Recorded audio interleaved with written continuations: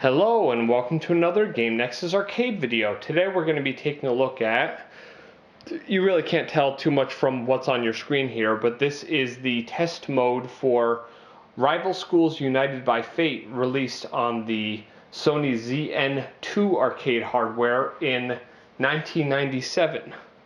I'm going to show you really quick what we got hooked up here. As you can see here on this plastic tote, I have the ZN Arcade board. It's plugged into the kick harness here because two of the buttons come off of JAMA, two of the buttons come off of the kick harness. So you need both of those hooked up in order to get all four buttons, since this doesn't use JVS or anything. Of course, we got an arcade power supply, the video converter, and that audio de-amplifying circuit all hooked up here. And then, of course, the video from the video converter goes into there, and the audio goes in there as well. So that upscales it to 720p, so it can actually display here on my TV. Of course, then from there it goes into the Elgato Game Capture HD, which I have my laptop here, which actually captures any footage that I would play on any of my arcade games. And this is the basic setup I would use for any arcade game from now on.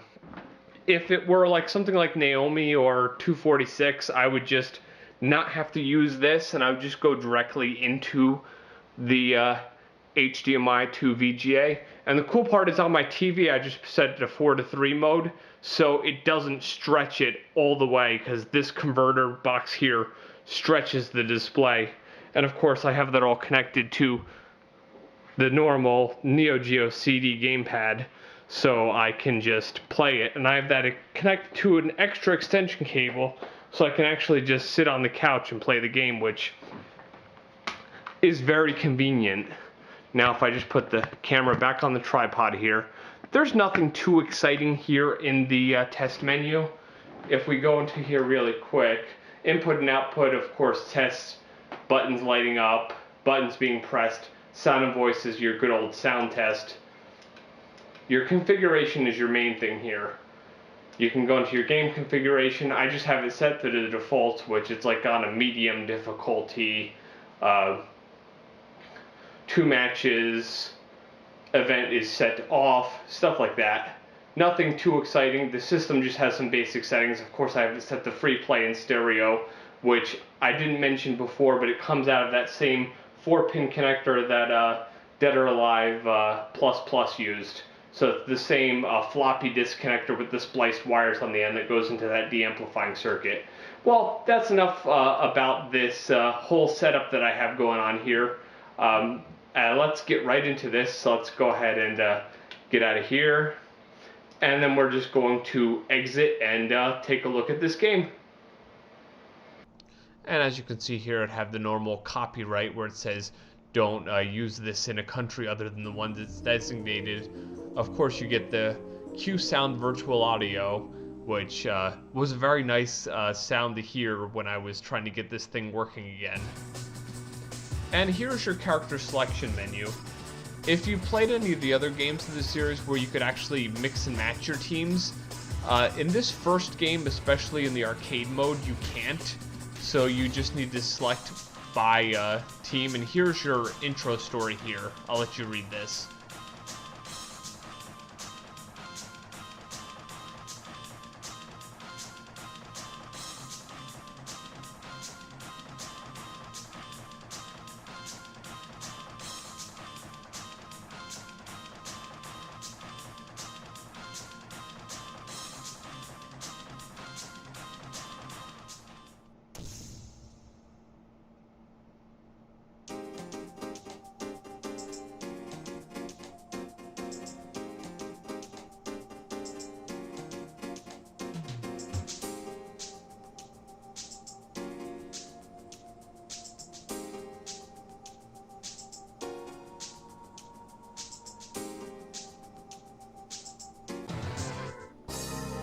And now the general gist of the whole story here is some female clerk has gone missing, and basically one of the schools has attacked Batsu, Hinata, and Kyosuke's school.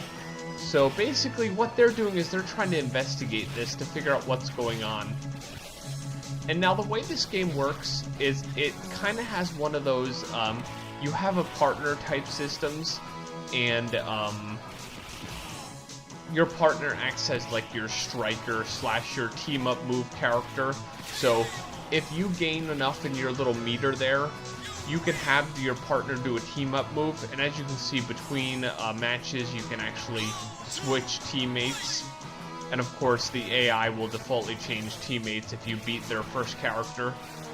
But this game was released in November of 1997 worldwide in the arcades, as I said, on the Sony ZN Arcade hardware, which was the upgraded PlayStation spec hardware that ran Street Fighter EX2.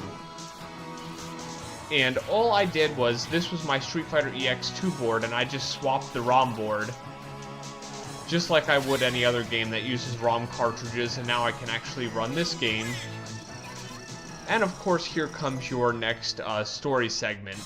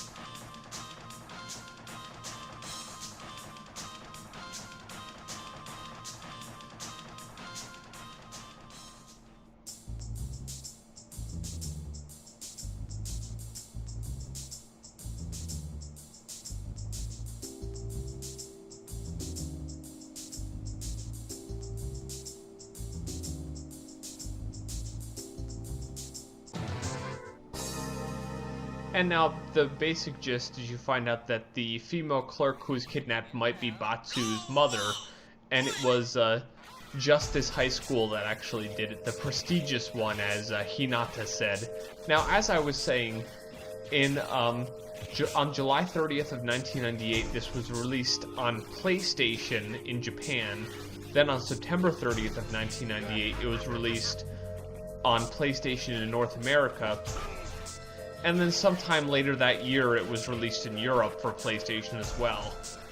Now, only in Japan, on February 23rd of 2012, they got a PlayStation Network version, which, of course, would just be the Japanese PlayStation version in the PlayStation Store. Now, of course, as opposed to their popular Street Fighter series, this kind of has a feeling more like the Street Fighter EX games, where it kind of plays in a 2D style, but it is a 3D game. Now, this game received 2 sequels. It received Shiritsu Justice Gakken Neketsu Seishun Nikki 2, which is Private Justice Academy Hot-Blooded Youthful Diary 2. The game featured 2 additional characters, which was Ran Hibiki, which is the Taiyo High School's newspaper club photographer, and Nagare Nimikawa, who was a swimmer who studied the Gorin High School, as well as a new version of the school sim mode, which, surprisingly enough, there's a lot of stuff that actually was released with the PlayStation version, and it actually just about all made it to the USA version, which, with a lot of these games, when they have heavy, like, added content in the Japanese version, usually that stuff doesn't make its trip overseas, and they usually just don't even bother translating it. So it was really cool that they actually included that. But of course, Nikki 2 never made it out of Japan. Now here's the next story sequence.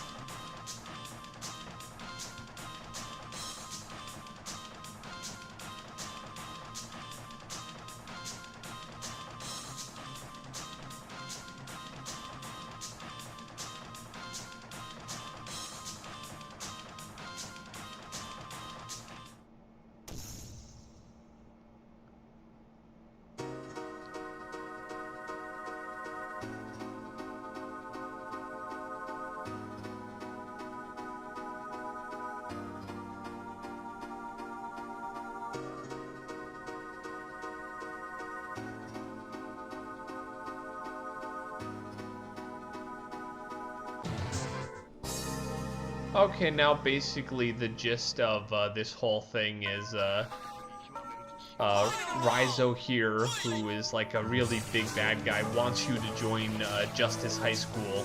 So basically he's gonna fight you, and this is the only match that I've played this match 3 times on this arcade board, and I've absolutely never won this match. And you only ever get one chance with one player, so there's not like best 2 of 3. It's 1 and 1 only. I did actually pretty good here compared to previous attempts, but I just didn't win. So I'm guessing it is possible to win this, but I just never have done it. And the story continues regardless if you win or lose here. And as I said, you can't try again. And you'll actually see this Raizo guy later in the story mode too. And I found that cool that I actually did the air burning vigor attack, which I didn't mean to do. It was actually on accident. And now here's the next story sequence.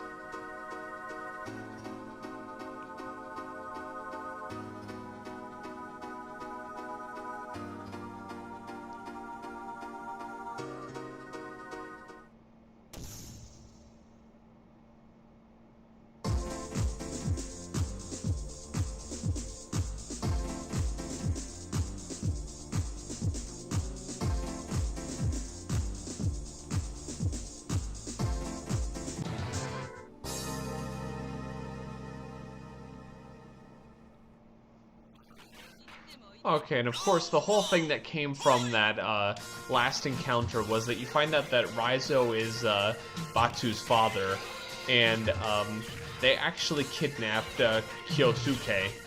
So it really didn't matter because you only used 2 of the 3 characters on your team. Now, as I was saying, the Nikki 2, which was the Japanese exclusive sequel on Sony PlayStation, featured additional mini-games that would further develop the plot of the original version of the game. So it kinda was like Rival Schools Part 2, but it wasn't like a full sequel. Now the sequel, which was Project Justice, also known in Japan as Moeru Justice Gaken, was released in 2000 in Japan and 2001 in the United States and Europe for the arcades and Dreamcast. In comparison to Rival Schools, Project Justice featured teams of 3, adding 3-person teams, team-up attacks, and the ability to interrupt and stop 2-person team-ups. Like the previous game, Project Justice included a character creation mode in the form of a virtual board game, which this game in its PlayStation version actually featured a add little character creation feature which was never localized like a lot of the cool Japanese things. But as I was saying, it included a character creation mode in the form of a virtual board game, but the creation mode was never released outside of Japan due to localization issues. Although, the cool part is, if you play the Dreamcast version of Moeru Justice Gaken, the Japanese version of Project Justice, and save your created character on your VMU, and then you connect that VMU to a Moeru Justice Gaken arcade machine that actually has the Dreamcast hookup, the Capcom machines would have like this port you could put your VMU in. You could actually import your created character into the arcade version of Moeru Justice Gaken, but that will not work in the American Dreamcast version because it lacks the board game mode, or the American arcade version because it doesn't have that connectivity thing. Now here's your next story mode sequence.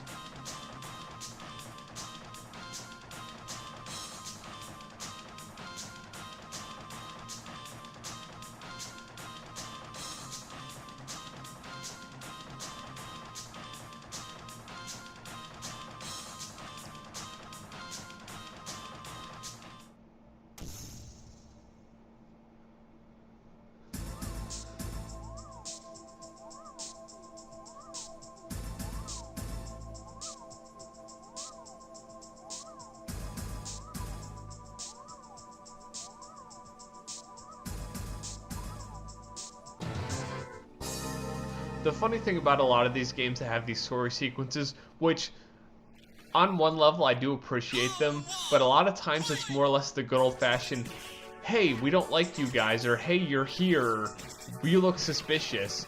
But in general, if you can see here that these two characters have actually been brainwashed, and now it's Bowman along with Roy instead of that other character that we saw earlier.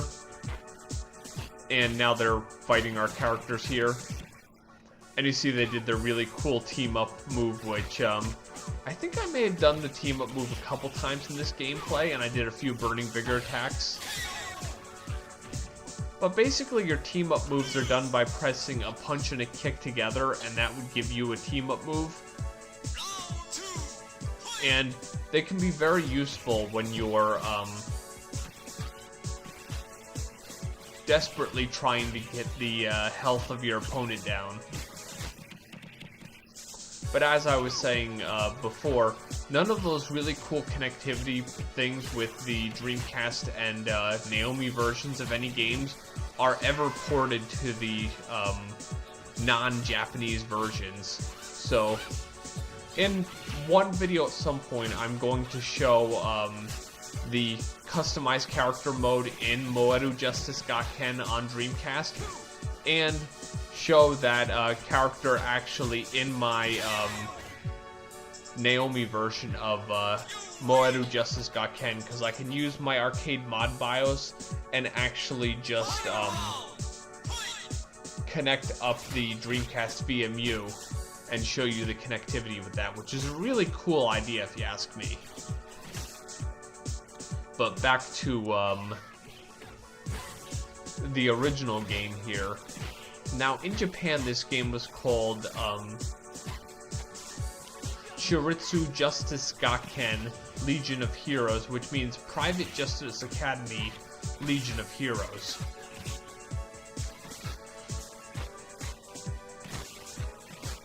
And,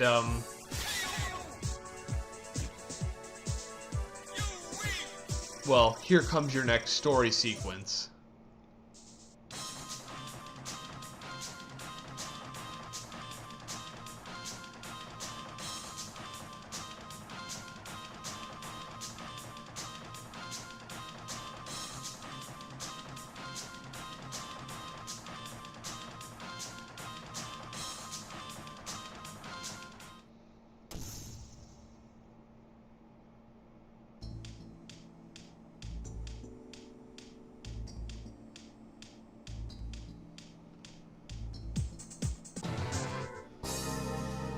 Okay, and of course, just as I had said, the characters that you were facing, Roy and Bowman, were actually just brainwashed. So that's why they were just randomly attacking you there. But I definitely have to say, I love the artwork in the story sequences of the characters. They look really cool. Of course, just like the backgrounds of the stages, the backgrounds in the story sequences are just like a static image of what you see here. Now, one story mode that I may do at some point when I play this again and make another arcade video is the two characters I'm facing here, Hideo and his partner here, who's going to pop up in a second. Yeah, Kyoko. I wouldn't mind doing their story at some point, because they're kind of like teachers of Justice Academy, and it's just kind of cool to see how they're manipulated in this whole story. And that's one thing I love about this game, is that it's an arcade game, but it has a full story mode, which, since I have this in English now, I can actually see the full story mode in English. And the only reason I was able to win that one is because I got the team-up attack. But let's take a look at our next story sequence here.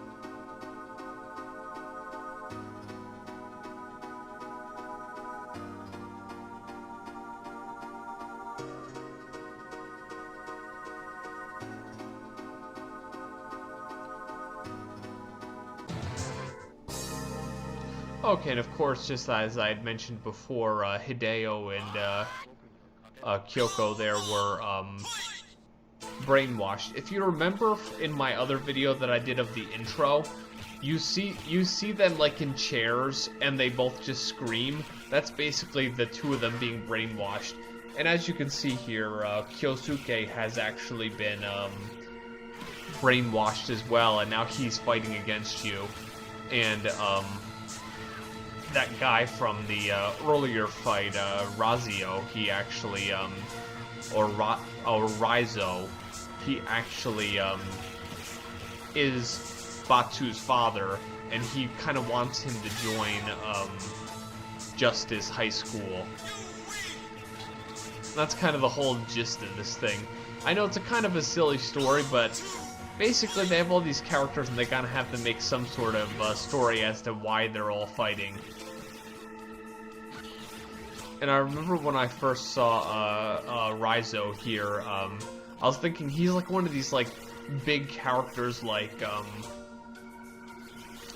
Jinpachi from Tekken 5 or like Tengu or Omega from Dead or Alive.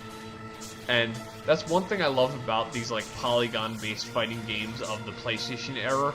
And it's, I love how like humongous some of the characters can get, and I don't know why, but it always entertains me when they jump and they actually block the life bars.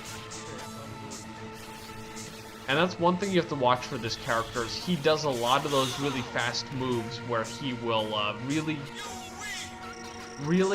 get you really bad, and he just pulls them out of nowhere. Well, take a look at this sequence.